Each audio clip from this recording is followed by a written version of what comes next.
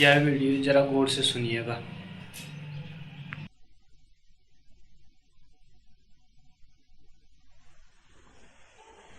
कुछ प्रश्न हैं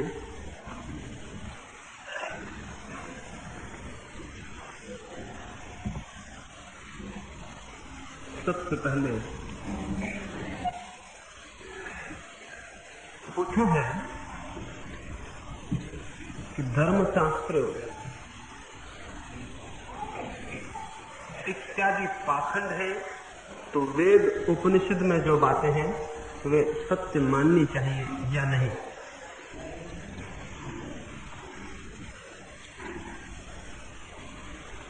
शास्त्रों में जो है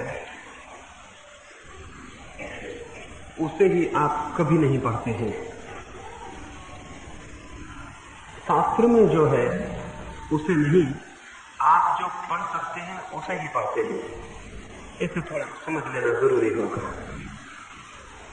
यदि आप गीता को पढ़ते हैं या उपनिषद को पढ़ते हैं या बाइबल को या किसी और शास्त्र को, तो क्या आप सोचते हैं जितने लोग पढ़ते हैं वे सब एक ही बात समझते हैं? निश्चित ही जितने लोग पढ़ते हैं उतनी बातें समझते हैं। शास्त्र से जो आप समझते हैं वो शास्त्र से नहीं, आपकी ही समझ से आता है। स्वाभाविक है, जितनी मेरी समझ है, जो मेरा संस्कार है, जो मेरी शिक्षा है, उसके माध्यम से ही मैं समझ सकूंगा। तो जब आप गीता को समझ लेते हैं तो ये मत समझना कि कृष्ण के वचन आपने समझे, आपने अपने ही वचन समझे। इसलिए शास्त्र में भला सत्य हो, लेकिन शास्त्र के पढ़ने से सत्य उपलब्ध नहीं होता। इसे समझ लेना ठीक से, शास्त्र में भला सत्य हो, लेकिन शास्त्र समझने से सत्य उपलब्ध नहीं होता है। हाँ, सत्य उपलब्ध हो जाए तो शास्त्र समझ में आ जाता है। क्यों? कृष्ण ने जिस चेतना की स्थिति में वचन कहे हो गीता में, जब तक वैसी चेतना की स्थिति उपलब्ध न हो कृष्ण के वचन नहीं समझे जा सकते। जो भी आप समझेंगे वो आपका अपना ही होगा। यही वजह है कि शास्त्रों पर इतना विवाद है। गीता पर 1000 टीकाएं हैं। या तो कृष्ण पागल रहे होंगे अगर उनके एक ही साथ 1000 अर्थ हो, या उनका एक ही अर्थ रहा होगा।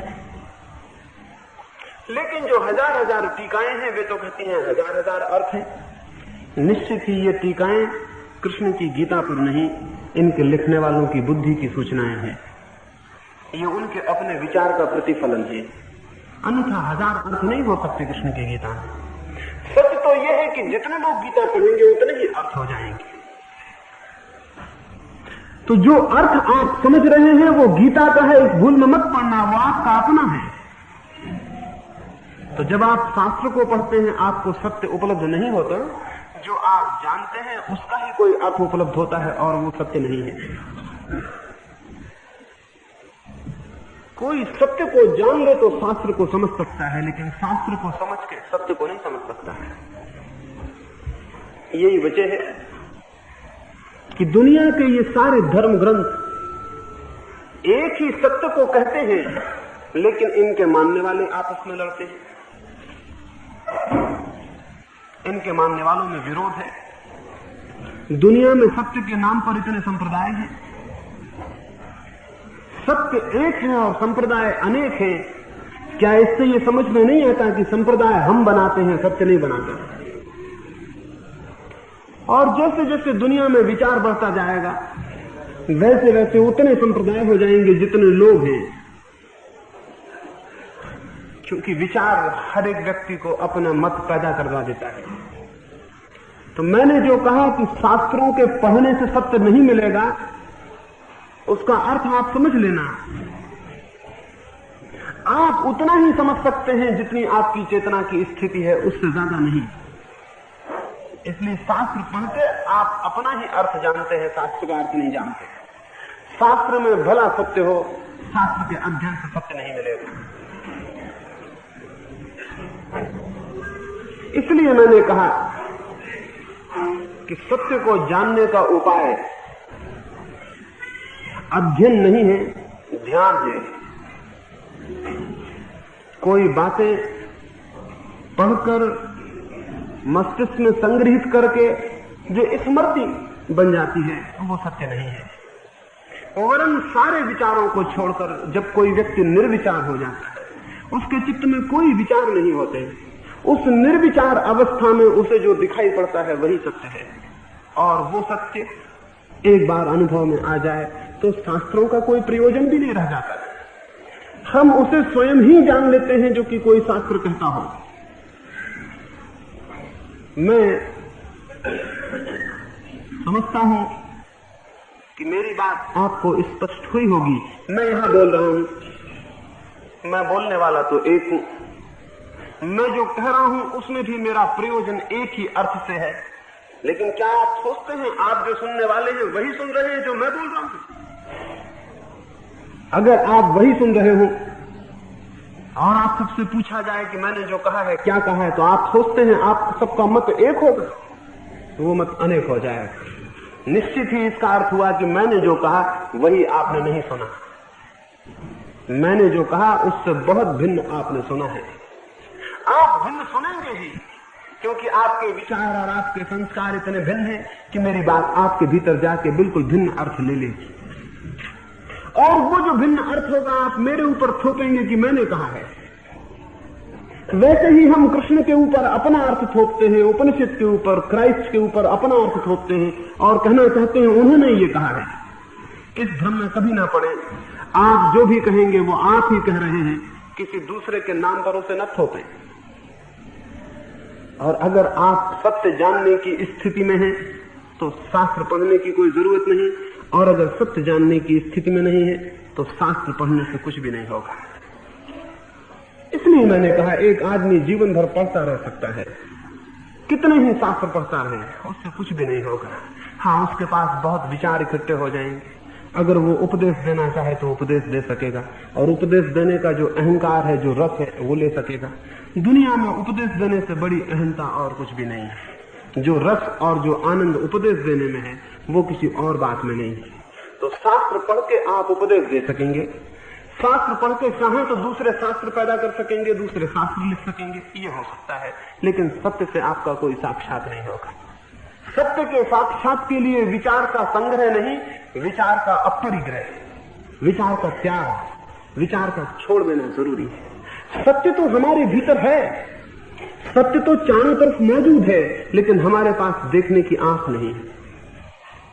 बुद्ध के जीवन में उल्लेख है, एक गांव में वे गए, कुछ लोग एक अंधे आदमी को लेकर उनके पास आए और उन लोगों ने कहा ये हमारा मित्र है, इसके पास आंखें नहीं है, हम इसे समझाते हैं कि प्रकाश है, सूरज है, लेकिन ये मानता नहीं, ये इनकार करता है, ये अस्वीकार करता है। न केवल ये अस्वीकार करता है बल्कि ये हमें समझाता है कि तुम ही गलत हो और प्रकाश नहीं। और ये ऐसे ऐसे तर्क और प्रमाण देता है कि हम हार जाते हैं और ये जीत जाता है। तो सुनकर कि बुद्ध का गांव में आगमन हुआ है, हम इसे आपके पास लाए हैं, आप इसे समझा दें कि प्रकाश है। बुद्ध ने कहा मैं इसे कुछ न समझाऊंगा, कुछ मैं तुम्हें समझाऊंगा। वे मित्र हैरान हुए, उन्होंने कहा हमें क्या समझाना है?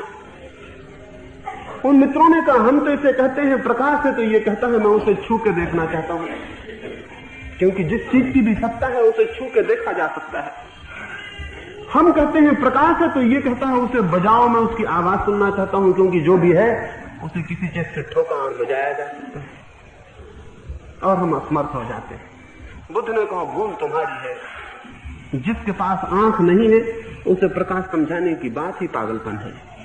प्रकाश समझाया नहीं जाता, प्रकाश देखा जाता है। कोई प्रकाश को समझा नहीं सकता, प्रकाश को देखना होता है।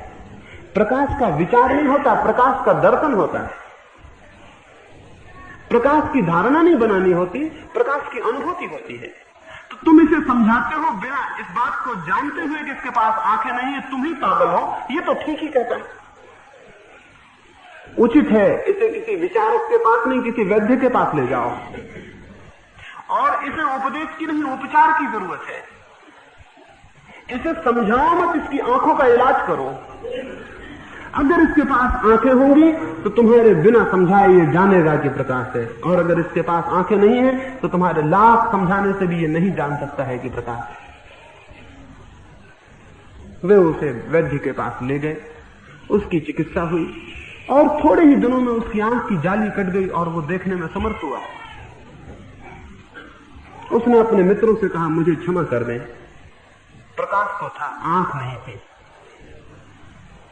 तुम कहते थे वो व्यर्थ हो जाता था, क्योंकि जिसका मुझे अनुभव नहीं था उस संबंध में कहे गए कोई भी शब्द मेरे लिए सार्थक नहीं हो सकते थे। तुम्हारी बातें मुझे व्यर्थ लगती थी और मुझे ऐसा लगता था कि तुम प्रकाश की बातें केवल इसलिए करते हो ताकि तुम मुझे अंधा सिद्ध कर सको। तुम मुझे अंधा सिद्ध करने के लिए प्रकाश की बातें करते हो, ये मेरी समझ में आता था। अब मैं जानता हूं कि प्रकाश है क्योंकि आंख है। सत्य का भी विचार नहीं होता, दर्शन होता है। सत्य का भी अध्ययन नहीं होता, अनुभूति होती है। सत्य के लिए भी एक तरह की आंख खोलनी होती है भीतर, तब उसकी प्रतीति होती है, कुछ शास्त्र के पढ़ने से नहीं। एक अंधे आदमी को कितना ही प्रकाश के संबंध में पढ़ाओ और समझाओ, क्या होगा? हो सकता है वो भी उन बातों को दोहराने लगे, लेकिन उससे आंख थोड़ी खुलेगी, उससे कोई अनुभव थोड़ी होगा, उससे कोई साक्षात थोड़ी होगा। सत्य के लिए भी आंख चाहिए, विचार नहीं, अध्ययन नहीं, साधना, योग। इसलिए कोई शास्त्र सत्य देने में समर्थ नहीं है, और जो शास्त्र नहीं दे सकता वही साधना से उपलब्ध होता है। इससे ये मत समझ लेना कि मैं कह रहा हूं कि सब शास्त्र गलत हैं। इससे ये मत समझ लेना कि मैं कह रहा हूं कि शास्त्रों में कोई सत्य नहीं है। मैं जो कह रहा हूं वो ये कि शास्त्रों से सत्य उपलब्ध नहीं हो सकता है। मैं जो कह रहा हूं वो ये कि आप उनको पढ़ के सत्य को नहीं पा सकते हैं। प्रकाश के बाबत ग्रंथ हैं, लेकिन अंधे के लिए व्यर्थ है। मैं ये नहीं कह रहा कि उन ग्रंथों में प्रकाश के संबंध में जो लिखा है वो गलत है, लेकिन उससे कोई आंख नहीं खुलती। आंख खोलने का और ही उपचार है। इस बात को ध्यान में रखेंगे तो मेरी बात समझ में आ सकेगी। आपको कुछ भी पढ़ने से सत्य नहीं मिलेगा। अगर पढ़ने से सत्य मिलता होता तो सत्य के विद्यालय खोले जा सकते थे, कोई कठिनाई न थी। वहां सत्य मिल जाता, लोग पढ़ते और खोज लेते। विज्ञान अध्ययन से मिल सकता है, धर्म अध्ययन से नहीं मिलता। इसलिए विज्ञान के शास्त्र सहायक है और धर्म के शास्त्र बाधक हो जाते हैं। विज्ञान बिना अध्ययन के नहीं मिल सकता है। जो भी जड़ के संबंध में है वो अध्ययन से मिल जाएगा, उसके शास्त्र हो सकते हैं, लेकिन जो चैतन्य के संबंध में वो अध्ययन से नहीं मिलेगा, उसकी सिर्फ अनुभूति होती है। साथ ही इसके और पूछा है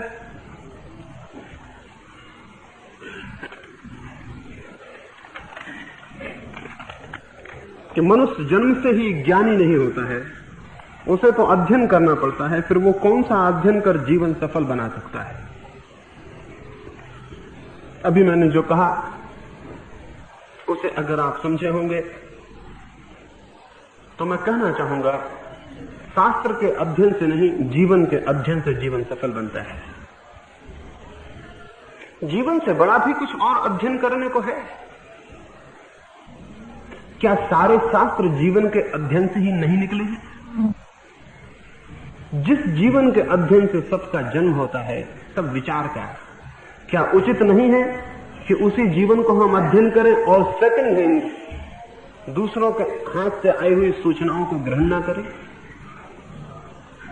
क्या मुझे प्रेम के संबंध में कोई कुछ कह देगा तो मैं प्रेम को जान लूंगा? क्या मुझे प्रेम को स्वयं ही नहीं जानना होगा ताकि मैं जान सकूं? क्या मैं किसी दूसरों के प्रेम अनुभवों से कोई अनुभूति पा सकता हूं?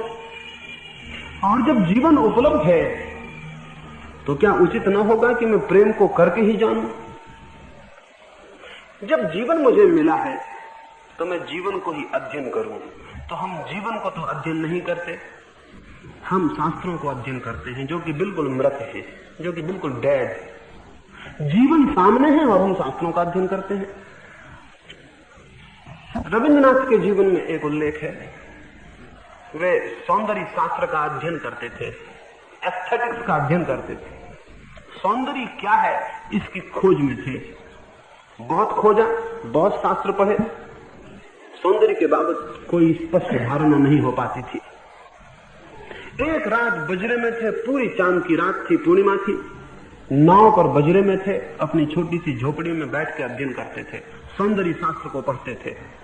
फिर रात कोई 2 बजे थक गए, किताब बंद की, दिया बुझाया और अपने कुर्सी पर लेट रहे। लेटते ही बाहर खिड़की की दृष्टि गई, खिंचे हुए खिड़की पर आके खड़े हो गए और कहने लगे, मैं कैसा पागल हूं, सौंदर्य बाहर मौजूद है और मैं शास्त्र में उसका अध्ययन कर रहा हूं। सौंदर्य बाहर मौजूद था और मैं उसका शास्त्र में अध्ययन कर रहा था। सौंदर्य निरंतर मौजूद है, लेकिन कुछ पागल हैं जो शास्त्र में उसका अध्ययन करने जाते हैं। प्रेम निरंतर मौजूद है, लेकिन कुछ पागल हैं जो प्रेम का भी अध्ययन शास्त्र में करने जाते हैं। परमात्मा निरंतर मौजूद है, लेकिन कुछ पागल हैं जो कि उसका अध्ययन करने शास्त्र में जाते हैं। जीवन चारों तरफ जो है वो क्या है?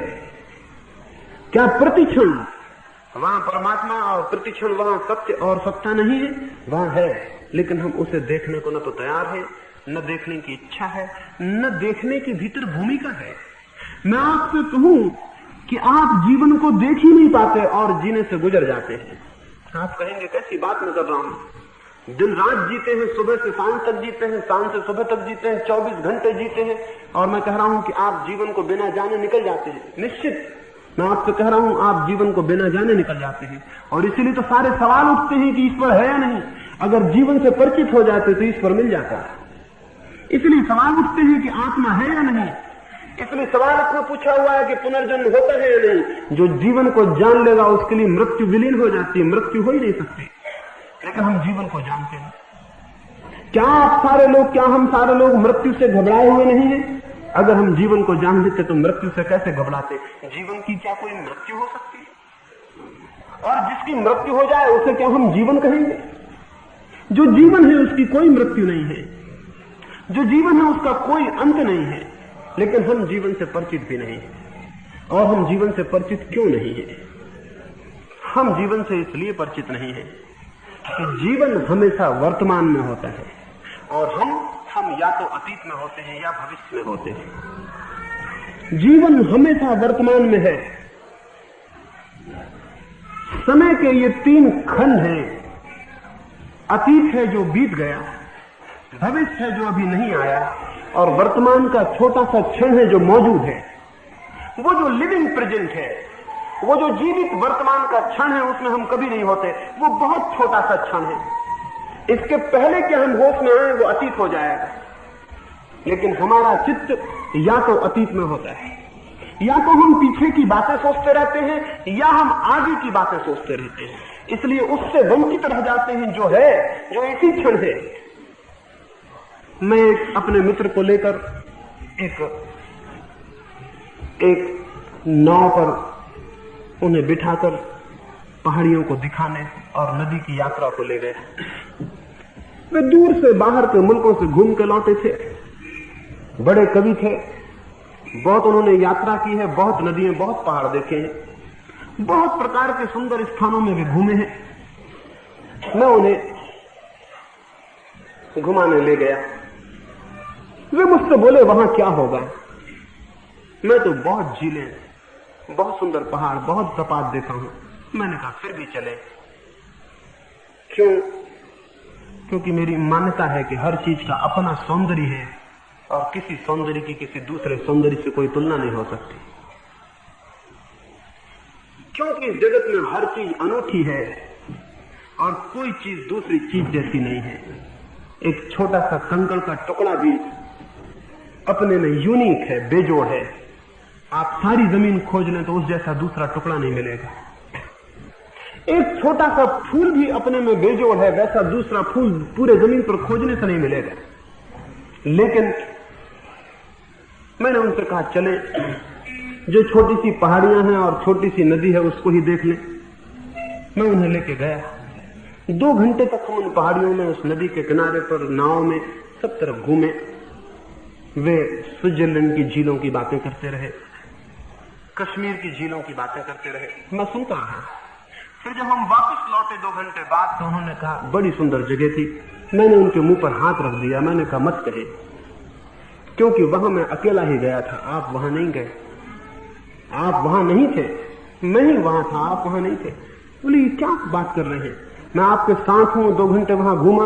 मैंने कहा आप मेरे साथ दिखाई पड़ते थे, आप मेरे साथ नहीं थे। आपका चित्त स्विट्जरलैंड में रहा होगा, कश्मीर में रहा होगा, लेकिन ये जो छोटी सी पहाड़ियां हैं, ये जो छोटी सी नदी है, इसमें नहीं था।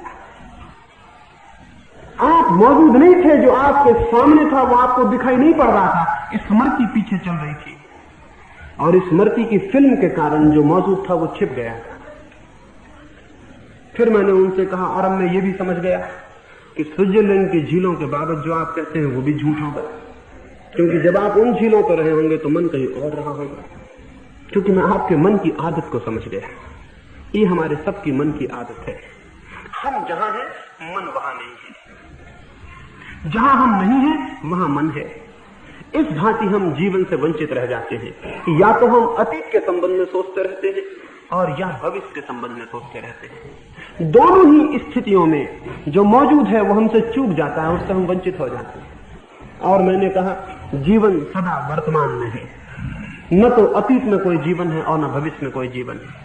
ये तो बंद कर दीजिए। देखिए, सुनिए, ये व्यवस्था बंद कर दीजिए, आप बैठ जाइए, वो जिनको आना है वो बैठ जाएंगे।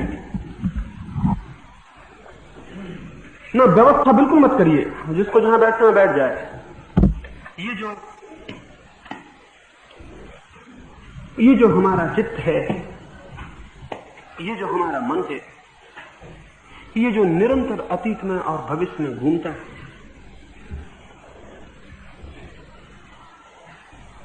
इसके कारण हम जीवन की जो निरंतर धारा है उससे अपरिचित रह जाते हैं। तो जीवन का अध्ययन करिए, मन को अतीत में मत जाने दीजिए, मन को व्यर्थ भविष्य में मत भटकने दीजिए। उसे लाइए, जो मौजूद है वहां मौजूद करिए। अगर चांद के पास नीचे बैठे हैं तो थोड़ी देर को चांद के पास ही रह जाइए और मन के सारे अतीत और भविष्य के चिंतन को छोड़ दीजिए। अगर फूल के पास बैठे हैं तो थोड़ी देर फूल के पास ही रह जाइए और मन के सारे चिंतन को छोड़ दीजिए। जीवन को देखिए और चिंतन को छोड़ दीजिए, और आप हैरान हो जाएंगे। जिसे शास्त्रों में खोजते हैं वो निरंतर हाथ के पास मौजूद है। जिसे शास्त्रों में नहीं पा सकेंगे वो निरंतर निकट है, लेकिन हम अनुपस्थित हैं। स्मरण रखें, सत्य सदा उपस्थित है, हम अनुपस्थित हैं। परमात्मा निरंतर उपस्थित है, लेकिन हम उसके प्रति उन्मुख नहीं है। हमारी आंखें बंद हैं या कहीं और भटकी हुई है। मैं कहूंगा अध्ययन जरूर करिए, लेकिन जीवन का, और जीवन के अध्ययन की शर्त है विचार को छोड़ के जीवन को देखिए। कभी आपने किसी चेहरे को देखा है बिना विचार के? कभी आपने कोई आंखें देखी है बिना विचार के? कभी आपने आंख उठा के ऊपर सूरज को देखा है बिना विचार के? कभी आपने सागर को देखा है बिना विचार के? कोई पहाड़, कोई पर्वत, कोई फूल, कोई दरख्त, कोई सड़क, राह पर चलते हुए लोग, कोई कभी देखे हैं बिना विचार के? अगर नहीं देखे तो जीवन से कैसे परिचित होंगे? आप अपने विचार से घिरे रहेंगे, जीवन बहा जाता है। विचार को छोड़ दें और देखें, विचार को तोड़ दें और देखें, विचार को रुक जाने दें और देखें, तब जो आपको दिखाई पड़ेगा वो जीवन है। और वो जीवन, उससे बड़ा कोई अध्ययन नहीं, उससे बड़ा कोई शास्त्र नहीं।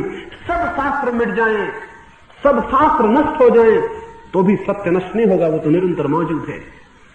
और शास्त्री शास्त्र बढ़ जाएं, बहुत बढ़ रहे हैं, तो मैं सुनता हूं कि सारी दुनिया में कोई 5000 ग्रंथ हर सप्ताह छप जाते। हर सप्ताह 5000 ग्रंथ, थोड़े दिनों में तो क्या स्थिति होगी, आदमी का रहना मुश्किल हो जाएगा, इतनी किताबें होंगी।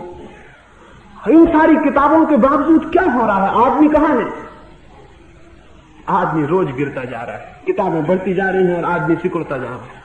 किताबें बढ़ती जाएंगी, आदमी छोटा होता जाएगा। धीरे धीरे किताबों के पहाड़ हो जाएंगे और आदमी का ज्ञान शून्य होता जा रहा है। शास्त्र से नहीं, शब्द से नहीं, जीवन के प्रति सजग होने से, जागने से।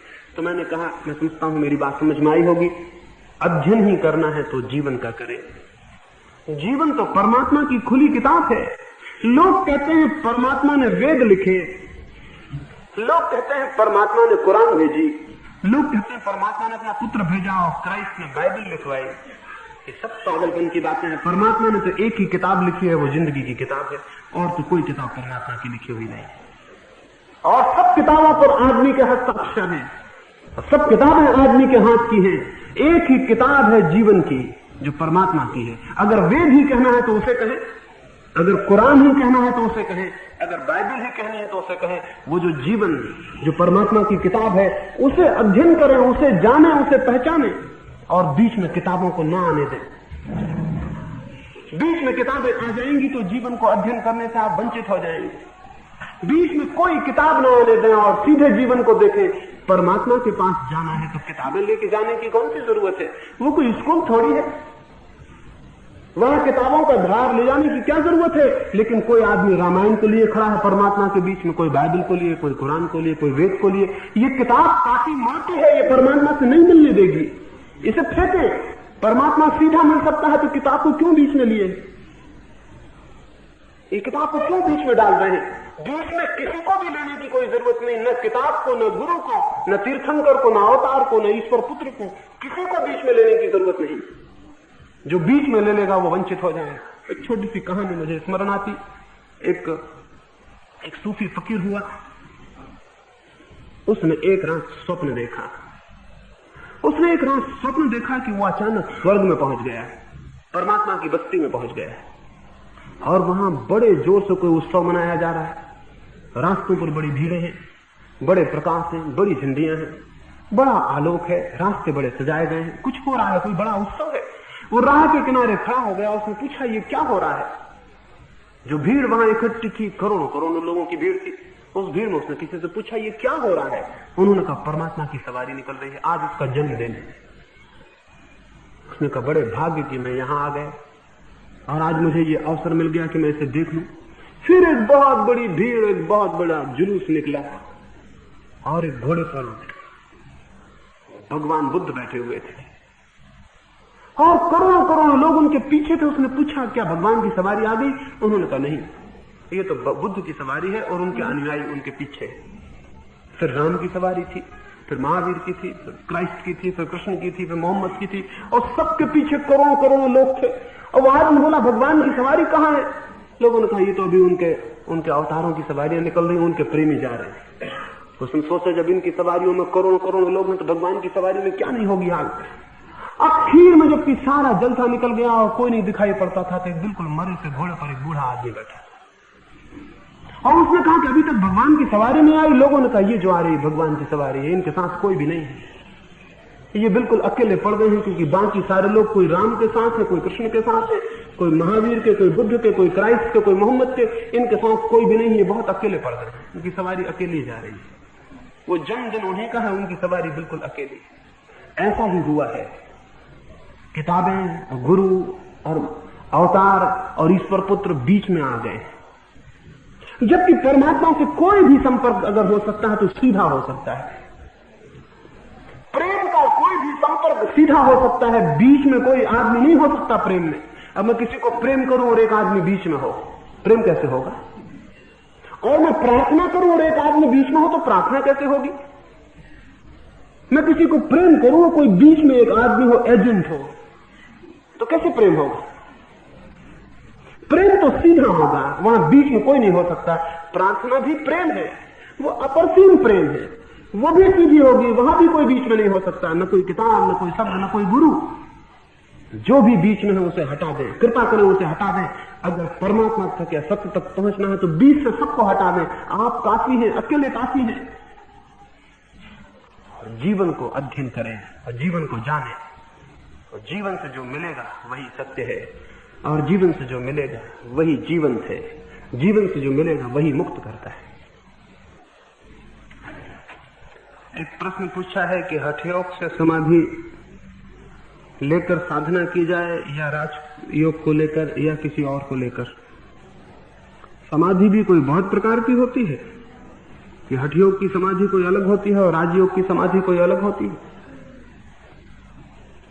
हम तो हर चीज में विभाजन किए हुए हैं और हर चीज में लेबल लगाए हुए हैं, हर चीज में ग्रेडेशन किए हुए हैं। वो दुकान की आदत है ना दिमाग में, बाजार की आदत है, वहां हर चीज पे लेबल है, हर चीज का अलग अलग डब्बा है, हर चीज का अलग अलग खांचा है। वही हमारा धर्म के बाबत भी है। वही हमारा हर चीज के बाबत है। हर चीज में हम सोचते हैं कि चीजें अलग अलग होंगी। एक बाउल साधु हुआ बंगाल में, तो वैष्णव साधु था। बाउल तो प्रेम की बात करते हैं, वे तो कहते हैं कि प्रेम ही सब कुछ है, वही परमात्मा है। एक बहुत बड़ा पंडित उसके पास गया। उस पंडित ने कहा कि कितने प्रकार का प्रेम होता है मालूम? उस बाउल ने कहा प्रेम और प्रकार मैंने कभी सुना नहीं। प्रेम तो हम जानते हैं, प्रकार हम नहीं जानते। तो उसने कहा कुछ भी नहीं जाना, जीवन तुम्हारा व्यर्थ गया। हमारे शास्त्र में प्रेम 5 प्रकार का लिखा हुआ है, और तुम्हें यह भी पता नहीं है कि कितने प्रकार का प्रेम होता, तो तुम प्रेम क्या जानोगे?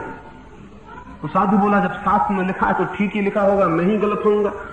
लेकिन मैं तो प्रेम को ही जानता हूं, प्रकार को नहीं जानता।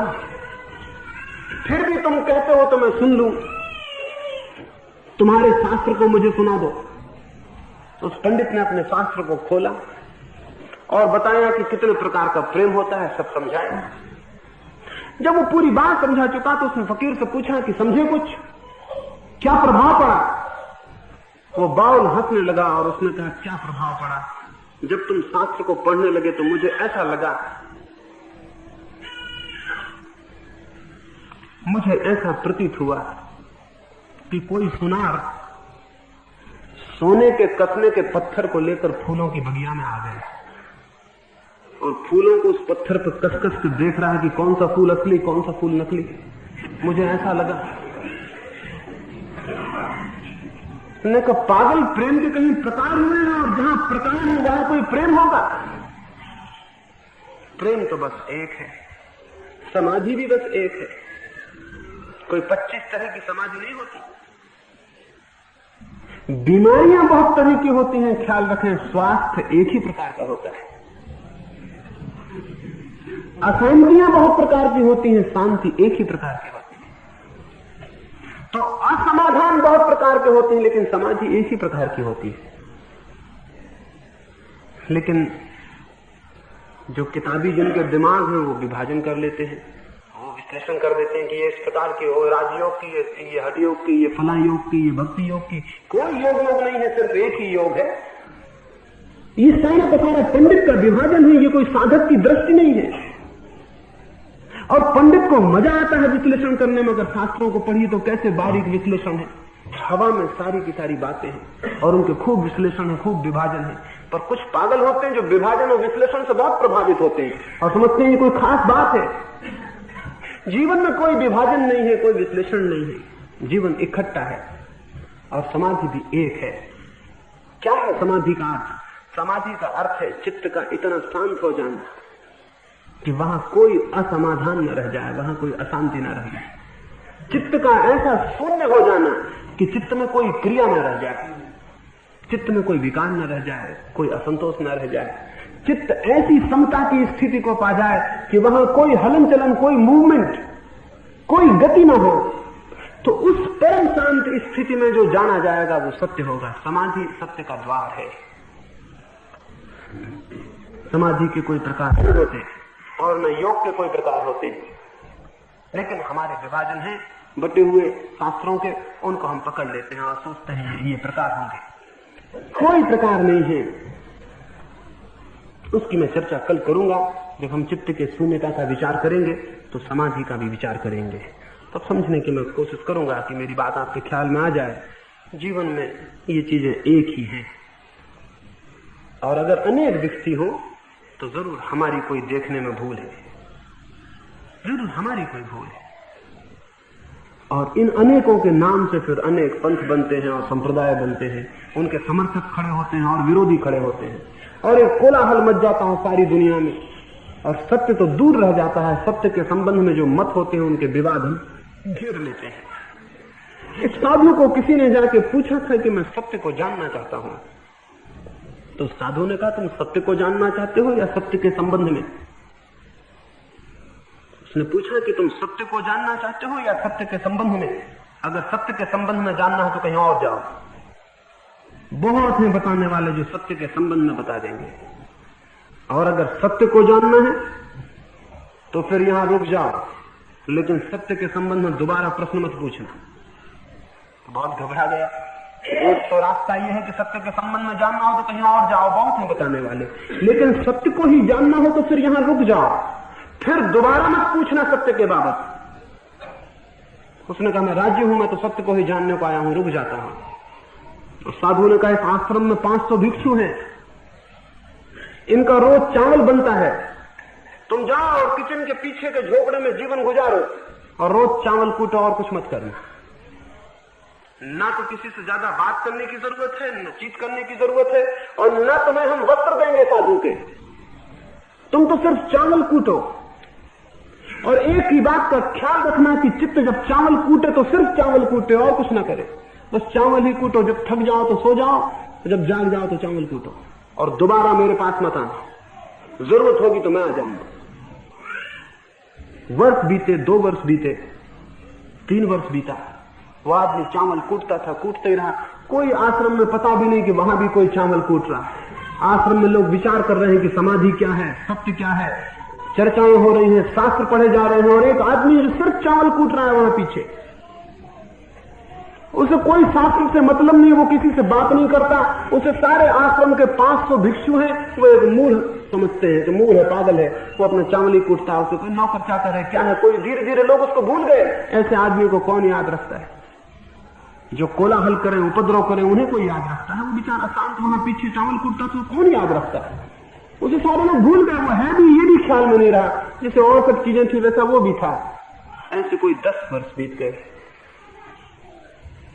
न वो किसी से बात करता है, न वो किसी से चीत करता है, वो अपना चावल कूटता है, सो जाता है। कुछ दिन तक पुराने विचार मन में घूमते रहे, तो चावल कूटता था, नए विचारों की उत्पत्ति नहीं होती थी, नए विचार इकट्ठे नहीं करता था। पुराने विचार कब तक घूमते? वो तो अपना चावल कूटता, ध्यान उसी पर रखता, तो उसका मूसल ऊपर गया तो ऊपर चित्त जाता, मूसल नीचे गया तो चित्त नीचे जाता। चावल को उठाता तो चित्त चावल को उठाता, चावल को रखता तो चित्त चावल को रखता, भोजन करता तो चित्त भोजन करता, सो जाता तो सो जाता। ऐसे 12 वर्ष बीत गए, और 12 वर्षों में उस आश्रम में न मालूम कितने पंडित हो गए लोग, 12 वर्षों में कितना ज्ञान इकट्ठा कर लिया, और वो बेचारा अज्ञानी वही अज्ञानी बना रहा। 12 वर्षों के बाद गुरु वृद्ध हुआ और उसने कहा कि अब मैं 2-4 दिनों में अपना जीवन छोड़ दूंगा, तो मैं चाहता हूं कि किसी को मैं अपनी जगह बिठा दूं, तो जो योग्य हो वो मेरी जगह बैठ जाएगा। तो उसने कहा कि ऐसा करो, परीक्षा के लिए तुम आके मुझे एक कागज पर 4 पंक्तियों में सत्य क्या है लिख के दे जाओ, जिसका उत्तर मुझे ठीक लगेगा, अनुभव से आया है, उसको मैं बिठा दूंगा, वो मेरी जगह हो। और याद रखना, मुझे धोखा नहीं दे सकते हो, शास्त्र के उत्तर को मैं पहचान लूंगा कि शास्त्र से कौन सा उत्तर आ रहा है और स्वयं से कौन सा उत्तर आ रहा है। धोखा देने की कोशिश मत करना। उस गुरु को लोग जानते थे कि वो जानता है, उसे धोखा नहीं दिया जा सकता। बहुत मुश्किल से एक आदमी ने हिम्मत की, जो वहां सर्वाधिक ज्ञानी समझा जाता था आश्रम में, उसने हिम्मत की, लेकिन उसकी भी हिम्मत न हुई कि सीधा जाके गुरु को दे दे। वो भी चोरी से रात में उसके झोपड़े की दीवार पर लिखा है, उसने 4 पंक्तियां लिखी। उसने लिखा 4 पंक्तियां उस दीवार के ऊपर वो लिखाया और भाग आया। अपने दस्तखत भी नहीं किए, क्योंकि हो सकता है वो शास्त्र से ही हो, सत्य तो उसे खुद भी था, क्योंकि अनुभव तो उसे कुछ था नहीं। उसने लिखा कि चित्त एक दर्पण की भांति है, जिस पर विकार की और विचार की धूल जम जाती है। उस धूल को हम झाड़ दें, सत्य के दर्शन हो जाएंगे। ठीक ही लिखा, लेकिन गुरु ने सुबह से उठ के कहा कि किस पागल ने दीवार खराब कर दी। हम भी कहते कि ठीक ही लिखा, लेकिन गुरु ने कहा किस पागल ने दीवार खराब कर दी, पकड़ो किसने ये लिखा। वो तो अपने दस्तखत भी नहीं कर गया था, वो तो छिप रहा कि कोई कहना दे कि मैंने लिखा है, क्योंकि गुरु ने कहा ये सब शास्त्र की बकवास है, ये किसी किताब से सीख लिया है आदमी। ये खबर पूरे आश्रम में फैल गई। वो जो चावल कूटने वाला था, उसके पास से भी 2 भिक्षु निकलते थे। उन्होंने कहा देखा कितना अद्भुत वचन लिखा कि मन दर्पण की तरह है, धूल जम जाती है विकार की और विचार की, उसे झाड़ दें तो दर्पण में सत्य दिखाई पड़ने लगेगा। इतना अद्भुत वचन लिखा और गुरु उसको भी इंकार कर दिया। अब क्या होगा? क्या गुरु की जगह खाली रहेगी? वो आदमी चावल कूट रहा था, वो चावल कूटने से हंसा। उसे तो कभी किसी ने हंसते भी नहीं देखा है। उन्होंने पूछा तुम क्यों हंस रहे हो? उसने कहा यूं ही हंसी आ गई। फिर भी कोई हंसने की वजह? उसने कहा गुरु ने ठीक ही कहा है, दीवार खराब कर दी। उसे तो कभी किसी ने बोलते नहीं सुना था। उसने कहा पागल, क्या तुमको भी पता है कि क्या ठीक है? उसने कहा मैं लिखना भूल गया हूं, मैं बोले देता हूं, तुम लिख दो। उसने बोला, उसने कहा मन का कोई दर्पण ही नहीं, धूल जमेगी कहां? जो इस सत्य को जानता है वो सत्य को जानता है। उसने कहा मन का कोई दर्पण ही नहीं, धूल जमेगी कहां? जो इस सत्य को जानता है वो सत्य को जानता है, लिख दो। और गुरु भाग आया, उसके पैरों पर गिर पड़ा कि ठीक है, इस दिन की प्रतीक्षा थी, आशा केवल तुमसे थी। ये समाधि को उपलब्ध हुआ व्यक्ति। वे शास्त्र को पढ़ने वाले लोग शास्त्र पढ़ रहे, ये व्यक्ति समाधि को उपलब्ध हुआ। समाधि तो एक ही है कि किसी भी भांति विचार धीरे धीरे धीरे धीरे शून्य हो जाए, मन धीरे धीरे धीरे धीरे विलीन हो जाए, और जो शेष रह जाएगा मन के विलीन हो जाने पर वही है। कहीं से और किसी भी भांति कोई सत्य पर पहुंच जाए वो समाधि को उपलब्ध हो गया। और समाधि का मूल सार इतना है कि विचार और मन शून्य हो जाए, और तब जो शेष रह जाए वही है आत्मा, वही है सत्य, वही है परमात्मा, वही है समाधि। और जो नाम देना चाहे दें, नाम देने से कोई अंतर नहीं पड़ता है। ज्ञान, सत्य दर्शन, ईश्वर दर्शन, क्या इन सबका एक ही अर्थ है? बिल्कुल एक ही अर्थ है। लेकिन अगर पंडितों से पूछिएगा वे कहेंगे बिल्कुल अलग अलग अर्थ है। वे कहेंगे ईश्वर, जैन कहेगा ईश्वर तो होता ही नहीं। आप कहेंगे आत्मा, बौद्ध कहेंगे आत्मा, आत्मा तो होती ही नहीं। आप कहेंगे सत्य, कोई कहेगा सत्य, सत्य तो कहा ही नहीं जा सकता। आत्मा या सत्य या ईश्वर, ऐसा लगेगा अलग अलग है। जो है उसका कोई नाम नहीं है। नाम तो काम चलाओ ही, कोई भी नाम हम दे दे। आपका जो नाम है आप समझते हैं वो आपका नाम है। किसी भी चीज का जो नाम है आप समझते हैं वो उसका नाम है। नाम तो दिया हुआ है, लगाया हुआ है, काम चलाऊ है। आपको अगर राम किसी ने कह दिया है माँ बाप ने तो आप राम हो गए, तो आप सोचते हैं राम आपका नाम है। आप कोई नाम लेके पैदा हुए हैं, आप कोई नाम लेके मरेंगे। ये लेबल तो लगाया हुआ है ऊपर से, बिल्कुल साधारण है, जरा भी इसमें चिपकान नहीं है, जरा खींच से निकल जाए, इसमें कोई दिक्कत नहीं। चाहे अदालत में जाएं, 1 रुपया जमा करें, नाम बदल ले। नाम कोई अर्थ नहीं रखता, किसी का कोई भी नाम नहीं है, सब अनाम है। नाम मनुष्य की ईजाद है। मनुष्य की कुछ ईजादें हैं, उनमें नाम भी उसकी ईजाद है, और सबसे खतरनाक ईजाद है, लेकिन बड़ी जरूरी है, इसलिए उसको करना पड़ता है। किसी का कोई भी नाम नहीं। तो जो है, वो जो टोटलिटी है, वो जो समग्र सत्ता है, सारे जगत की जो सत्ता है, उसका भी कोई नाम कैसे होगा? तो हम अपने बच्चों के नाम रखते हैं, बुद्धि हमारी गड़बड़ है, नाम रखने की आदत है। अब तो मकानों के भी नाम रखते हैं, भगवान का भी नाम रखते हैं, वही आदत। बच्चों का नाम रखते हैं, मकानों का नाम रखते हैं, सड़कों का नाम रखते हैं, चौगड्डों का नाम रखते हैं, भगवान का भी नाम रखते हैं। नाम रखने की आदत हमारे मन में है, क्योंकि बिना नाम के हम कैसे पहचानेंगे किसी को भी, इसलिए उसका भी कोई नाम रखते हैं। और फिर नामों पर लड़ते हैं, क्योंकि दूसरा कोई दूसरा नाम रख देता है, तीसरा कोई तीसरा नाम रख देता है।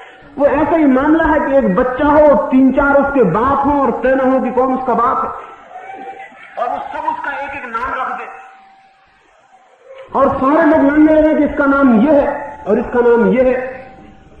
ऐसी परमात्मा की गति है। वो आपका पुत्र तो नहीं है, लेकिन बाप और बहुत उसके लड़के हैं, और वो सब उसका नाम रखे हुए हैं, और हर एक नाम वाला दावा करता है कि यही नाम सत्य है। कोई नाम नहीं है, जो है उसका कोई नाम नहीं है। उसे सत्य कहें, उसे आत्मा कहें, उसे ईश्वर कहें, लेकिन इनमें ध्वनियां अलग अलग हैं, क्योंकि हमने उन शब्दों को अलग अलग ध्वनियां दे दी हैं। इसलिए उचित है कि सत्य कहें, या उचित है कि कहें जो है वही। फिर अगर प्रेम मन में आता है, ईश्वर कहें, आत्मा कहें, लेकिन स्मरण रखें उसका कोई नाम नहीं।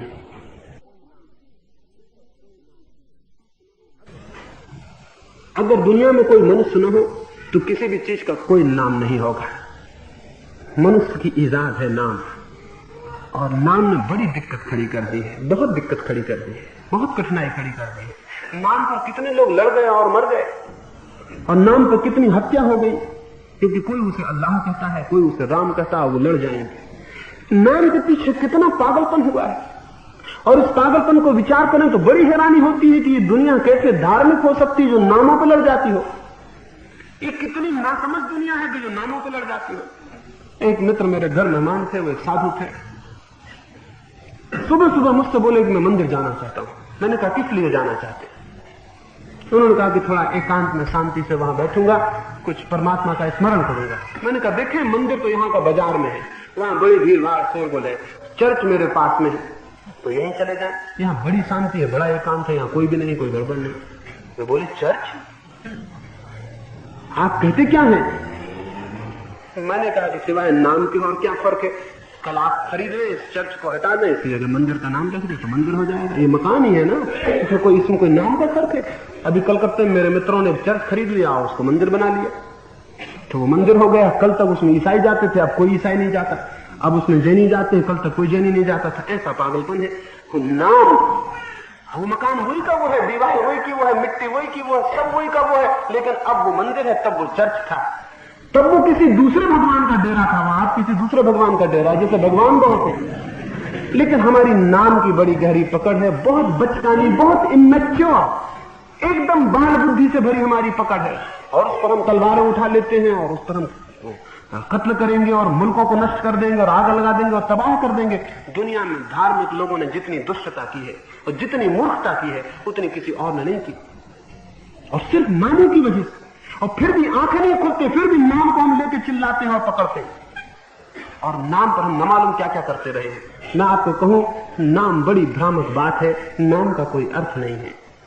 सच्चाई को देखें, नाम को मत देखें, अन्यथा नाम पर अटक जाएंगे और सच्चाई नहीं देख पाएंगे। नाम को छोड़ दें और देखें कि मतलब क्या है। इसलिए मैं सबका इकट्ठा प्रयोग करता हूं। मैं कहता हूं कि ईश्वर दर्शन, आत्मदर्शन या सत्य दर्शन, इसलिए ताकि वे अलग अलग नामों वाले लोग समझें कि मैं किसी एक ही चीज की चर्चा कर रहा हूं। अगर मैं कहूं ईश्वर दर्शन, तो बहुत से जो समझेंगे कि मैं तो न मालूम हिंदू धर्म का आदमी हूं या क्या है। अगर मैं कहूं आत्मदर्शन, तो कुछ समझेंगे पता नहीं ये कौन से धर्म के हैं कि ईश्वर की बात नहीं करते। मैं जान के सबका इकट्ठा प्रयोग करता हूं ताकि आपको ख्याल में आ सके कि जो है उसका कोई नाम नहीं है, और उसका ही विचार करना है, उसको ही अनुभव करना है, उस पर ही प्रवेश करना है, उसका ही साक्षात करना है। सब नाम छोड़ दें और अनाम के प्रति जागे। वो जिसका कोई नाम नहीं है उसके प्रति जागे, जिसका कोई रूप नहीं है उसके प्रति जागे, जो कहीं भी किसी सीमा में आबद्ध नहीं है उसके प्रति जागे। वो जो सीमा में नहीं है, नाम में नहीं है, रूप में नहीं है, वही है। फिर चाहे उसे परमात्मा कहे, चाहे आत्मा कहे, चाहे सत्य कहे। हम पाप क्यों करता है और पाप का बाप कौन है?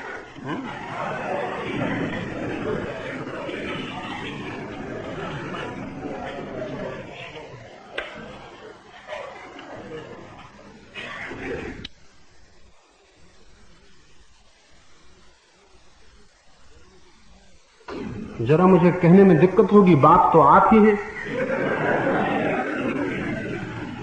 कोई और तो कैसे बाप होगा?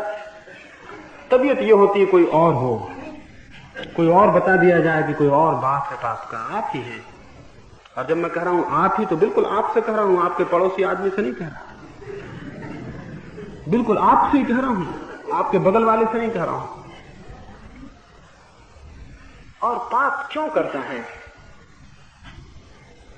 सच तो यह है कि इस दुनिया में कोई भी पाप नहीं करता है, पाप होता है। पाप किया ही नहीं जा सकता है, और न पुण्य किया जा सकता है। पुण्य भी होता है और पाप भी होता है।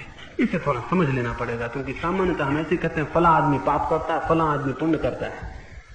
यानी हमें ख्याल कुछ ऐसा है जैसे कि आदमी के बस में है, वो चाहे तो पुण्य करे, चाहे तो पाप करे। जब आप पाप करते हैं, कभी आपने विचार किया क्या आपके बस में था कि आप चाहते तो न करते? और अगर बस में था तो रुकी क्यों ना गए? जब आप क्रोध में आते हैं तो क्या आप जानते हैं कि आपके बस में था कि आप क्रोध में ना आते? जब कोई आदमी किसी की हत्या करता है तो आप सोचते हैं उसके वश में था कि वो हत्या न करता? तो क्या आप सोचते हैं कि वश में होते हुए उसने हत्या की है? मेरी दृष्टि ऐसी नहीं है। मनुष्य अगर मूर्छित है तो उससे पाप होगा ही। पाप मूर्छा का सहज परिणाम है। कोई पाप करता नहीं है, मूर्छा में पाप होता है। इसलिए किसी पापी के प्रति मेरे मन में कोई निंदा नहीं है। और ये जो आप कहते हैं कि पाप करता है, ये असल में निंदा लेने का रस लेना चाहते हैं। दुनिया के सभी साधु और सज्जन दूसरे को पापी कह के मजा लेना चाहते हैं, रस लेना चाहते हैं। क्योंकि जितने जोर से वे आपको पापी सिद्ध कर दें, उतने ही ज्यादा वे पुण्यात्मा सिद्ध हो जाते हैं। इसलिए दुनिया में निंदा का रस है, कंडमनेशन का रस है। दूसरे आदमी की निंदा करो और कहो कि वो पापी है और पाप करता है। और इस दुनिया में जो बहुत गहरे पाप में है, वो अपने पाप को छिपाने के लिए चिल्लाते फिरते हैं कि फला फला पाप है, फला फला लोग पाप कर रहे हैं और पाप से बचो। क्योंकि जो चिल्लाने लगता है कि पाप से बचो, आपको ये ख्याल पैदा हो जाता है ये आदमी तो कम से कम पाप से बचे ही होगा। अगर किसी आदमी ने खुद ही चोरी की हो, वो जोर से चिल्लाने लगे कि चोरी हो गई है, पकड़ो चोर को, तो आप कम से कम उसको तो छोड़ ही देंगे। क्योंकि वो तो बेचारा कम से कम खुद ही चिल्ला रहा है, वो उसने थोड़ी चोरी की होगी। वो खुद ही चिल्ला रहा है कि चोरी हो गई, चोर को पकड़ो, उसको कौन पकड़ेगा, उसको तो छोड़ देंगे। इसलिए दुनिया में जो बहुत होशियार हैं, वे दूसरों को चिल्लाते हैं कि फला फला पापी है, ये पापी है, ये काम पाप है। मैं आपसे कहना चाहता हूं, कोई भी मनुष्य पाप नहीं करता है, पाप होता है। और होने का अर्थ मेरा यह है कि चेतना की एक दशा है मूर्छित दशा। चेतना की एक अवस्था है जब होश नहीं है उसे। हम क्या कर रहे हैं इसका भी हमें कोई होश नहीं है। कुछ काम हमसे होते हैं। आप जरा स्मरण करें, आपने जब भी क्रोध किया है वो आपने किया था, आपने विचारा था, आपने तय किया था कि मैं क्रोध करूंगा, आपने संकल्प किया था कि अब मैं क्रोध करता हूं। आपने कुछ भी नहीं किया था, आपने अचानक पाया कि आप क्रोध में हैं। गुरजीएफ नाम का एक यूनान में फकीर था, एक गांव से निकलता था। एक बाजार में उसके कुछ दुश्मन थे, वहां से निकला, उन्होंने उसे पकड़ लिया, उसे बहुत गालियां दी। उसको बड़ा गुस्सा हुए, बहुत अपमान किया। जब ये सारी गालियां दे चुके, अपमान कर चुके, गुरजीएफ ने कहा मित्रों मैं कल फिर आऊंगा इसका उत्तर देने। वो लोग एकदम हैरान हो गए।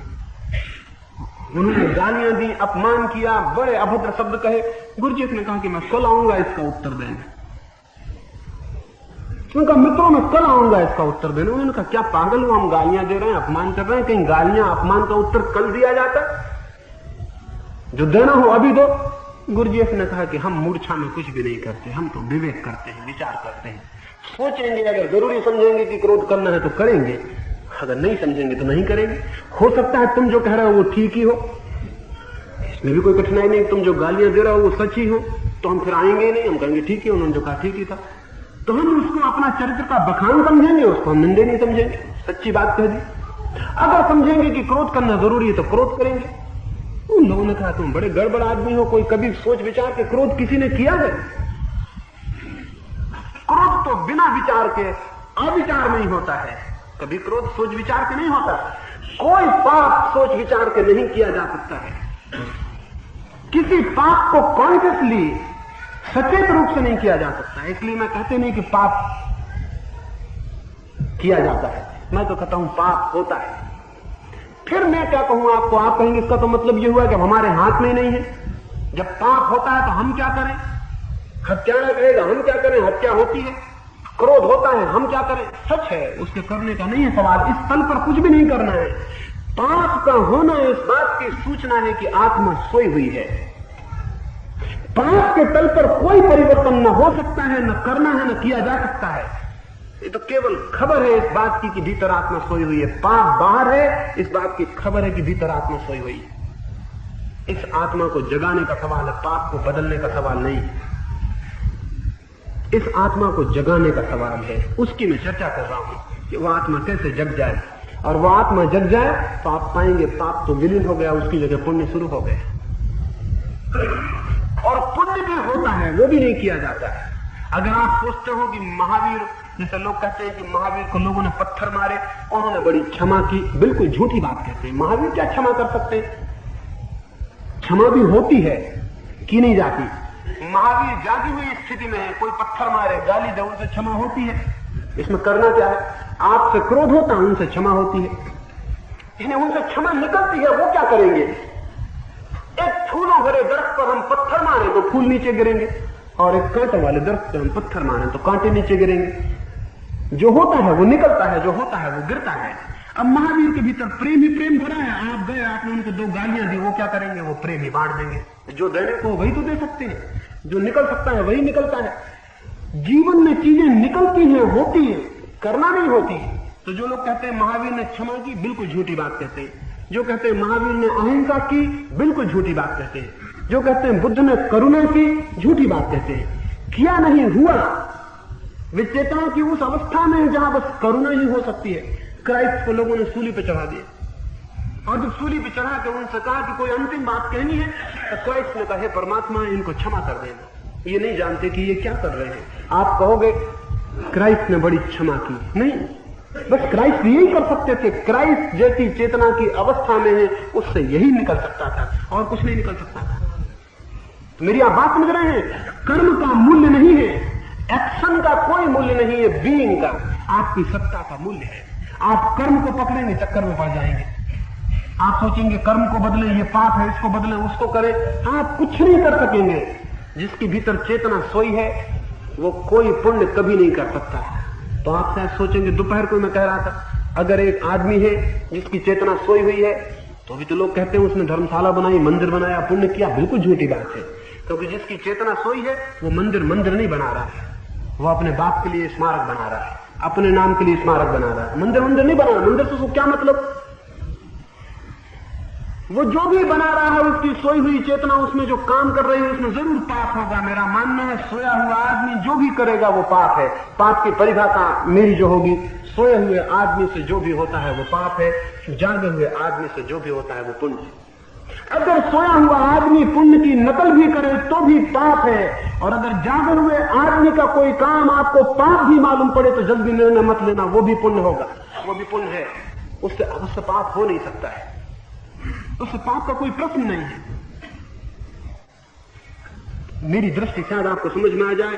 पाप और पुण्य के तल पर नहीं, चेतना के तल पर, सोई चेतना और जागी चेतना, जागृत आत्मा और प्रसक्त आत्मा, मूर्छित आत्मा और अमूर्छित आत्मा, उस तल पर सारी बात है। और दोनों स्थितियों में जिम्मेवार आप हैं, कर्म के लिए नहीं, अपनी चेतना की अवस्था के लिए। मेरा फर्क समझ ले, ज्यादा गहरे तल पर परिवर्तन करना है, ऊपरी तल पर कोई परिवर्तन नहीं होता। कर्म के तल पर कोई परिवर्तन नहीं, व्यक्तित्व की पूरी प्राण के तल पर, पूरी आत्मा के तल पर परिवर्तन होता है। इसलिए जब कोई कहता है फला काम पाप है, फला काम पुण्य है, तो मुझे हैरानी होती है। काम पाप और पुण्य नहीं होते। ये हो सकता है कि वही काम पाप हो और वही काम पुण्य हो। ये तब हो सकता है जबकि चेतना में भेद हो, जब चेतना बिल्कुल भिन्न हो, जागी हुई चेतना वही काम करे और सोई हुई चेतना वही काम करे, काम वही होगा, और तल भेद हो जाने से पाप और पुण्य का फर्क हो जाएगा। कर्म नहीं होते पाप और पुण्य, चेतना की अवस्था होती, स्टेट ऑफ माइंड होता है। वो जो स्टेट ऑफ माइंड है, वो जो चित्त की दशा है, अवस्था है, वो जो स्थिति है, वो बात है, वो विचार नहीं। वही कुछ करनी है, वही कोई क्रांति, कोई ट्रांसफॉर्मेशन, कोई परिवर्तन वहां करने की बात है। लेकिन हम इसी तल पे सोचते रहते हैं हमेशा कि ये काम पाप है, वो काम पुण्य है। तो पापी सोचता है कि चलो हम भी काम करें, पुण्य का काम करें तो पुण्यात्मा हो जाए, तो दिन रात पाप करता है, फिर एक मंदिर बना देता है, सोचता है हम भी पुण्य का काम करें। दिन रात पाप करता है, फिर गंगा स्नान कराता है, सोचता है चलो पुण्य का काम करें। रामकृष्ण से एक आदमी ने आके पूछा कि क्या गंगा में जाने से पाप नहीं धुल जाएंगे? रामकृष्ण सीधे साधे आदमी थे, उन्होंने कहा कि अब मैं क्या कहूं, अगर मैं कहूंगा कि नहीं धुलेंगे तो गंगा के प्रति व्यर्थ की निंदा हो जाएगी, मुझे प्रयोजन क्या कि गंगा की निंदा करूं। अगर मैं कहूं धुल जाएंगे तो ये बेईमान यही समझेगा कि जाके नहाए और पाप धुल गए, पुण्य हो गए। रामकृष्ण बड़े सीधे आदमी थे, उन्होंने कहा मैं क्या करूं, बड़ी दिक्कत में पड़ गया। उन्होंने कहा भाई गंगा में तो पाप जरूर धुल जाते, क्योंकि गंगा बिल्कुल पवित्र है, उसमें तो पाप धुल जाते, लेकिन किनारे पे जो दरख्त खड़े हैं पाप उन पे बैठ जाते। जब तुम लौटे वो फिर सवार हो जाएंगे, आखिर तुम निकलोगे तो ही, तुम नदी के तो बाहर निकलोगे ही ना, कब तक डूबे रहोगे? तो जब तक डूबे रहोगे नहीं होगा, फिर बाहर क्या होगा? तो कोई ऐसा रास्ता नहीं है कि आप गंगा में नहा आए, कि मंदिर बना लिया, कि कुछ दान कर दिया, कि कुछ ये कर दिया, कि कुछ वो कर दिया, कि कुछ सेवा कर दी, कि कोई अस्पताल खोल दिया, कि कोई स्कूल खोल दिया। इससे आप ये मत सोचना कि आप कोई पुण्य कर रहे हैं। ये कोई पुण्य नहीं है, क्योंकि आपकी चेतना की जो दशा है वो पाप की है। उससे निकले हुए सारे कृत्य पाप होंगे। ये ऊपर ढंग से कोई फर्क नहीं पड़ेगा। हर एक आदमी हो सकता है जिसकी चेतना की दशा परिवर्तित हो गई, उससे कोई ऐसा काम भी आपको दिखाई पड़े जो लगे कि अरे ये क्या किया।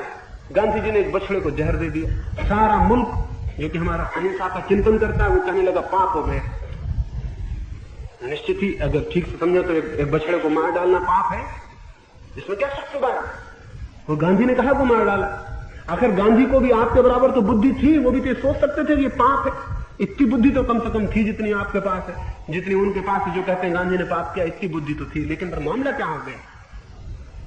तो गांधी का कृत्य पाप नहीं है, दिखता तो बिल्कुल ही पाप है। लेकिन गांधी का प्रेम, गांधी से लोगों ने कहा कि अगर इसको जहर देंगे तो सारे मुल्क में विरोध होगा और इसको मारने का पाप भी लग सकता है, नरक भी जाना हो सकता है। तो गांधी ने कहा कि मेरा प्रेम कहता है कि मैं नरक चला जाऊं। बाकी ये इतने कष्ट में है कि मैं इसे नहीं बचा सकता, तो इसे मैं मारने का जिम्मा लेता हूं। ये इतनी पीड़ा में है कि मैं इसकी पीड़ा नहीं देख सकता, तो मैं इसे मारने का जिम्मा लेता हूं। पाप ही लगेगा ना, हम नरक चले जाएंगे, बछड़ा तो मुक्त हुआ। अब ये जो गांधी का प्रेम है, जिस तल पर ये है, उस तल पर आपकी अहिंसा नहीं समझ पाएगी। आपकी अहिंसा कहेगी क्या बात कर रहे हैं। कृष्ण ने अर्जुन से कहा कि तू मार, डर मत, क्योंकि न कोई मरता है न कोई मर सकता है। न हन्य से हन्य माने शरीर है, वो कोई मरेगा नहीं, छेद देगा, तलवार से कोई छेदेगा नहीं। तो कृष्ण जो कह रहे हैं बिल्कुल ही ठीक कह रहे हैं। लेकिन हम अगर सोचेंगे तो कहेंगे ये क्या कह रहे हैं, किसी को मार डालो तो कोई मरेगा नहीं, तो मार डालेंगे तो पाप नहीं हो जाएगा। लेकिन कृष्ण ये कह रहे हैं कोई मर ही नहीं सकता। तेरा ये ख्याल कि मैं मार रहा हूं पागलपन है, अज्ञान है, ना समझिए। कोई ये मतलब नहीं कि कोई मार डाले, लेकिन उस तल पर, चेतना के उस तल पर एक बात है, कृष्ण अगर मार डाले तो कोई पाप नहीं है। और आप अगर 10 आदमियों को सेवा करके जिंदा भी कर ले तो भी पाप है, क्योंकि जिंदा करके आप फौरन अखबार के दफ्तर में भागे जाएंगे कि मेरा नाम छापो, 10 आदमियों को मैंने बीमारी से ठीक कर दिया। सवाल ये नहीं है कि आपने क्या किया, सवाल ये है कि आप क्या हैं। सवाल ये नहीं है कि आपने क्या किया, सवाल ये है कि आप क्या हैं। उस पर विचार करें कि आप क्या हैं। अगर आपका चित्त सोया हुआ है, सब कर्म पाप है। अगर चित्त जागृत है तो कोई कर्म पाप नहीं है। परिभाषा मेरी यही है कि जागे हुए मनुष्य से निकला हुआ कर्म पुण्य है, सोए हुए मनुष्य से निकला हुआ कर्म पाप है। छोटे छोटे हैं। पूछा है अंतः संघर्ष का एहसास है, वह मिटाने की इच्छा है पर धैर्य नहीं है, क्या करें। पहली बात तो ये, अगर कोई आदमी आग में गिर पड़ा हो और हम उससे कहें कि आग है, निकल आओ, जल जाओगे, वो कहे आग का तो एहसास है लेकिन निकलने का मन नहीं, तो उससे हम क्या कहेंगे? कहेगा आग का तो एहसास है लेकिन निकलने का मन नहीं। यहां इस भवन में आग लग जाए तो आप मुझसे ये पूछोगे कि हमको पता तो चल रहा है कि भवन जल रहा है लेकिन बाहर निकलने का मन नहीं हो रहा। नहीं, आप कोई मुझसे पूछने को नहीं रुकेगा, कोई किसी से पूछने को नहीं रुकेगा, इस मकान में कोई रुकेगा ही नहीं, आप सब बाहर नजर आओ। तो जब हम कहते हैं अंतः संघर्ष का एहसास तो है, तो मैं आपसे कहूंगा अभी है नहीं तो प्रश्न पूछने की गुंजाइश नहीं है, आप बाहर आ जाओ। अंतः संघर्ष का एहसास है नहीं आपको। हाँ, लोग कहते हैं इसलिए आप भी सोचते हो कि जरूर अंतः संघर्ष है। लोग समझाते हैं, किताबें कहती हैं, तत्ववेत्ता कहते हैं, तो आपको लगता है अंतः संघर्ष है। आपको एहसास है? अगर आपको एहसास है तो कौन पैदा कर रहा है अंतः संघर्ष को? अगर आपको एहसास है तो रोज कौन उसे बनाया जा रहा है? अगर आपको एहसास है तो कौन रोक रहा है कि छलांग लगा के बाहर ना आ जाए? लेकिन आप कहते हैं धैर्य की कमी है, इच्छा भी है।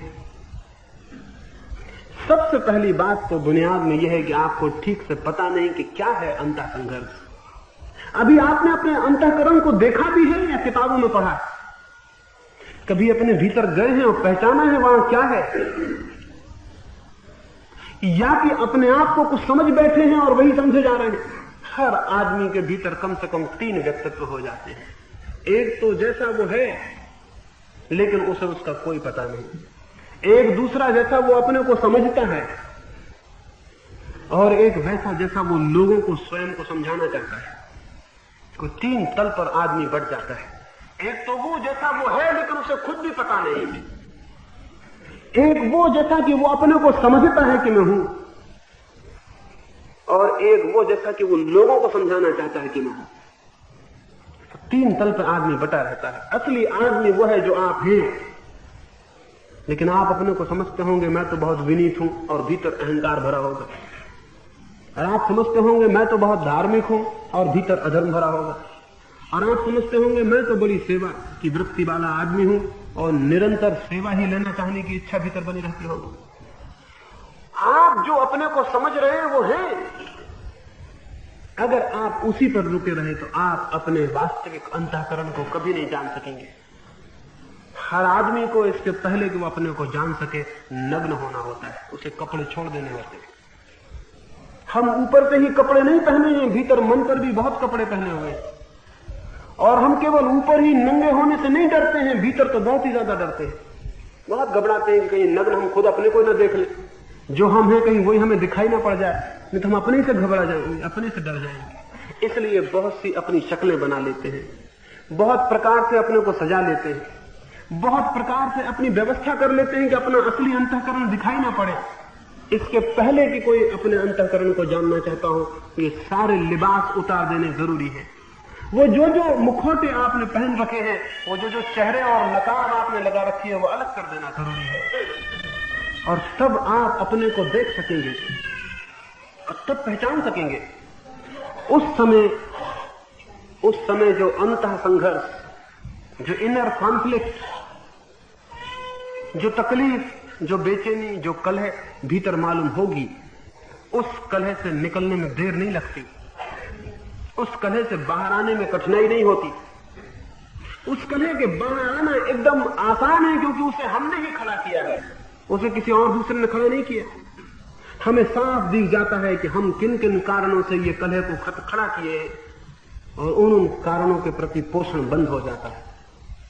अगर मुझे दिखाई पड़ जाए कि मेरे घर में एक झाड़ पैदा हो रहा है जिसमें कांटे लग रहे हैं, और सारे घर में कांटे फैलते जा रहे हैं, और रोज मैं उसी जड़ की जड़ में पानी भी डालता हूं, खाद भी डालता हूं, मैं खाद भी डालता हूं, पानी भी डालता हूं, बागुड़ भी लगाता हूं कि कोई जानवर झाड़ को ना खा जाए, और झाड़ में से कांटे निकल रहे हैं, सारे घर में विषाक्त कर रहे हैं, सारे घर में कांटे फैल रहे हैं, और मैं परेशान हो गया हूं, और मैं बाहर जाऊं और किसी से पूछूं कि बड़ी मुश्किल है, घर में एक झाड़ पैदा हो गया जिसमें कांटे ही कांटे निकलते हैं, सारे घर में फैल रहे हैं। और वो आदमी आया और देखे कि सुबह से मैं खाद भी देता हूं, पानी भी देता हूं, बागुड़ भी लगाता हूं, कोई जानवर ना खा जाए, कोई नुकसान ना कर दे, तो वो आदमी मुझसे क्या कहेगा कि क्या मामला क्या है, बात क्या है, मस्तिष्क ठीक है कि खराब हो गया है? क्योंकि जिस कांटे का तुम विरोध कर रहे हो, उसी कांटे को रोज पानी दिए जा रहे हो, लेकिन हमको पता ही नहीं। हम कांटे का तो विरोध करते हैं और हमें पता नहीं कि उसी की जड़ों में पानी देते हैं। ये पता इसलिए नहीं है कि कांटे को पकड़ के हमने प्रवेश नहीं किया कि हम जड़ तक पहुंच जाएं। कांटे को पकड़ के अगर हम प्रवेश कर जाएं तो अंततः हम जड़ तक पहुंच जाएंगे, और जड़ हमें दिखाई दे जाएगी, फिर उसमें पानी नहीं दे सकते, फिर बागुड़ तोड़ देंगे, पानी देना बंद कर देंगे, वो खाद देना बंद कर देंगे, झाड़ अपने से सूख जाएगा और मर जाएगा, जड़ें नहीं होंगी, कांटे भी नहीं होंगे। लेकिन कांटे तो हमको चुभते हैं और जड़ों का हमें पता नहीं कि इन कांटों की जड़ें क्या हैं।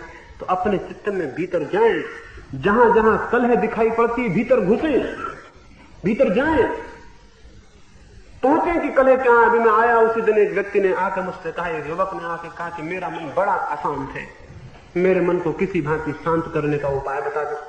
मैंने कहा शांत किस लिए करना चाहते हो?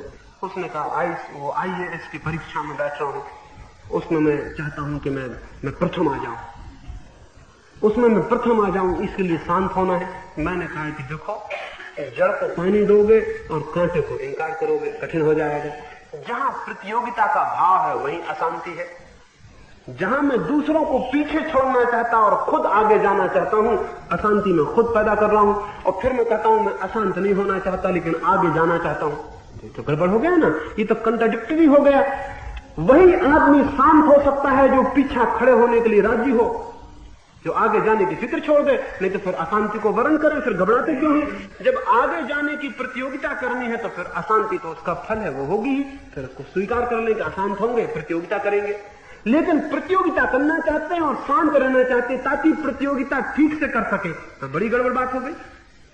क्राइस्ट ने कहा है, धन्य है वे लोग जो अंतिम होने का सामर्थ्य रखते हैं, टू बी द लास्ट, सबसे पीछे खड़े होने का जो सामर्थ्य रखते हैं, धन्य है वे लोग, क्योंकि परमात्मा की दृष्टि में वे प्रथम खड़े हो गए।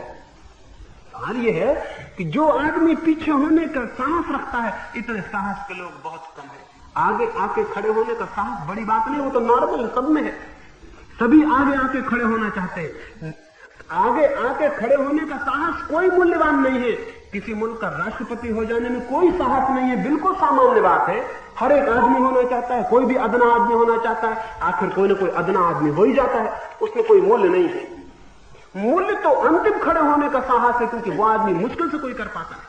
क्राइस्ट ने कहा, धन्य है वे लोग जो अंतिम खड़े होने का साहस करते हैं, वे परमात्मा की दृष्टि में प्रथम खड़े हो गए।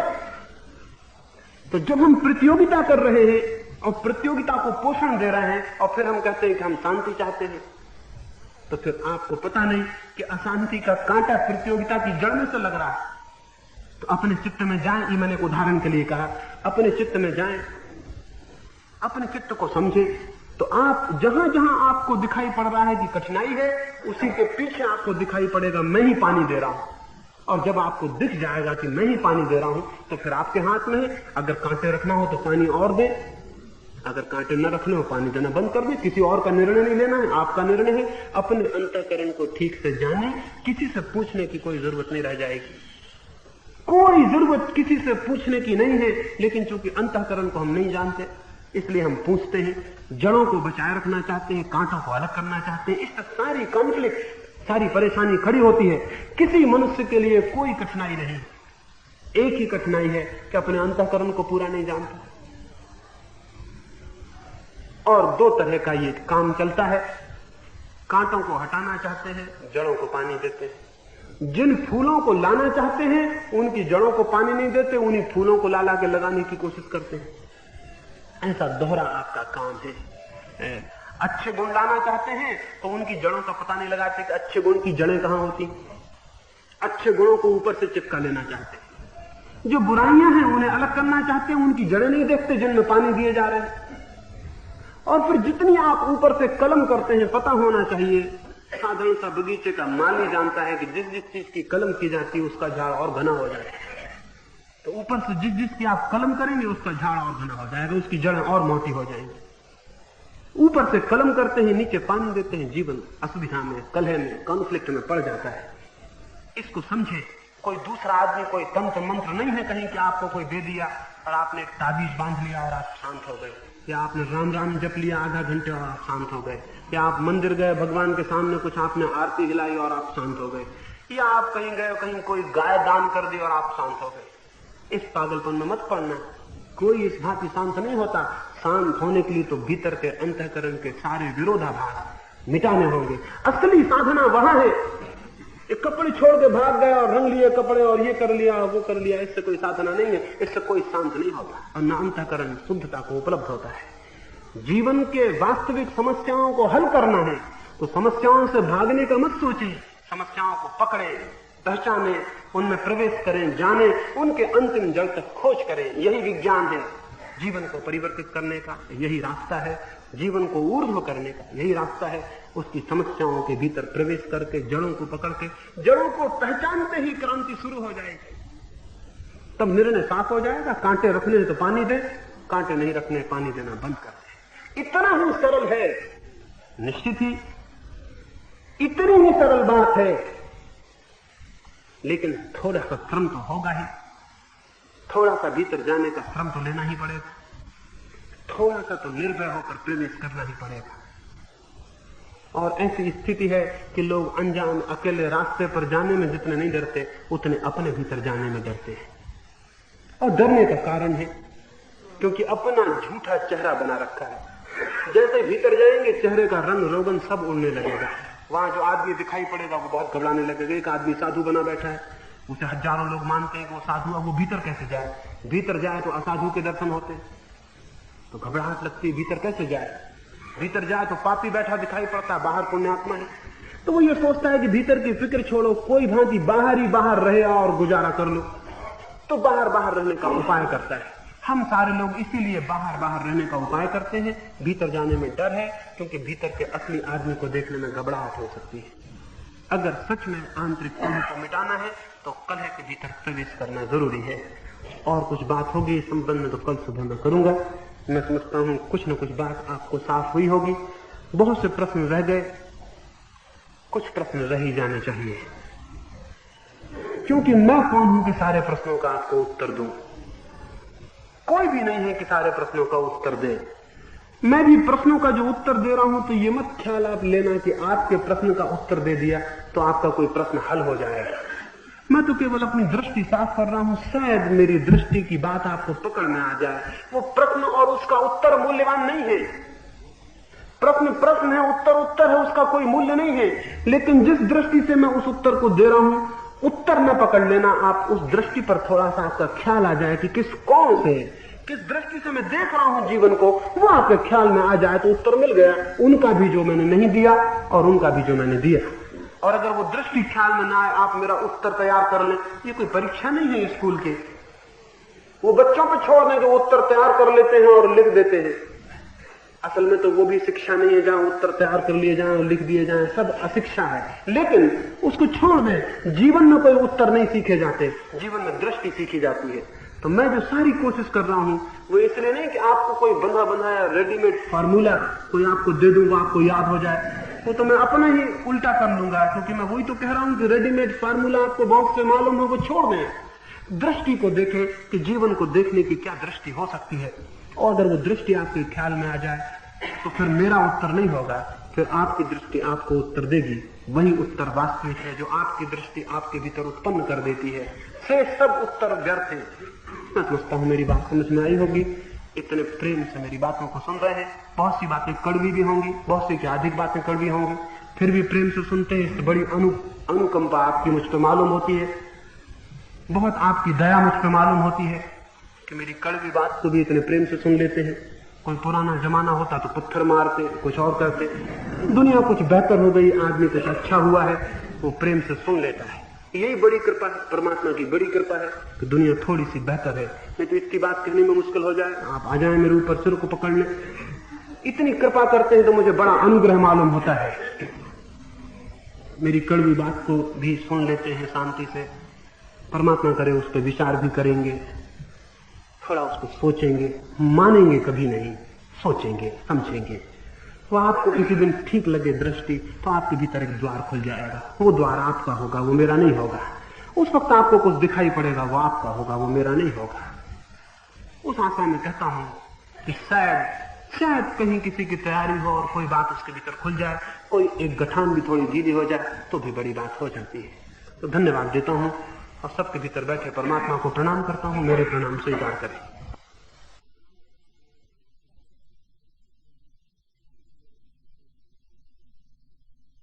अगर यह वीडियो आपको अच्छी लग रही हो तो वीडियो को लाइक और चैनल को सब्सक्राइब करें।